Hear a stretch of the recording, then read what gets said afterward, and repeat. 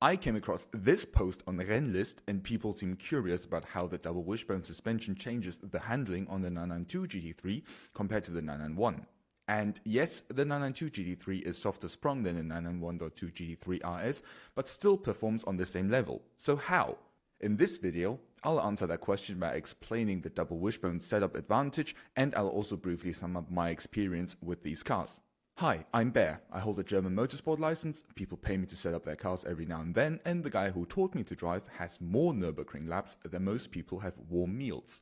You're watching The Chassis Code. This is Deconstructed, a format turning first-hand knowledge into actionable insights. Firstly, to understand why a double wishbone design is superior to a MacPherson design, you need to acknowledge that a car leans in the corner. So far so good. We also know a car drives better when the center of gravity is lower. Again, so far so good. If we now look at this graph, however, we can see that the center of gravity is not the point at which the car leans vertically. The center of gravity is simply the point at which the mass is located. Think of it like the handle of a shovel, without the blade. So at which geometric point does the center of gravity apply to make a car lean? In other words, where's the blade of our shovel? This point is a geometric calculation and is dictated by the positioning of the suspension parts attaching the wheels to the chassis. It's called the front roll center and, as the name suggests, it's the point at which the center of gravity applies to make the car roll. Our shovel's handle finally has a blade to move stuff around, in this case your 911. So how do we figure out the roll center, and how is it different in a car with MacPhersons versus a car with double wishbones? To find the front roll center in a car with double wishbones, you take the upper and lower A-arms and draw parallel lines through them. Doing so gives us the instantaneous centers. When we now connect the newly found instantaneous centers to the contact patch of the wheels, the meeting point of these two lines become the front roll center, here labeled A. On the car with a MacPherson strut, you repeat the same drawing process, but instead of using the upper wishbones, you draw a perpendicular line from the upper strut as shown here in red. Here, it needs to be pointed out that, as an engineer, you want as little change as possible during a corner. Take camber change for instance. Whether it is caused by bad design or by a broken part, if we change the camber unwittingly mid-corner, it'll change the car's contact patch with the road and the front moment center moves.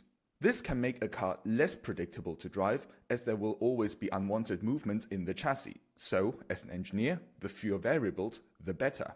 And this is exactly where the MacPherson strut drops off. The strut has to do three jobs at once. It's the spring, it's the damper, and it's also the upper control arm of the suspension. Because it has to stay upright for springs and dampers to work, the engineer has very little freedom in that perpendicular construction line to manipulate the roll centers. As the car rolls and the suspension compresses, the MacPherson's car roll center migrates more aggressively, creating more variables to account for mid-corner. The double wishbone car doesn't have this problem, or at least it is more isolated.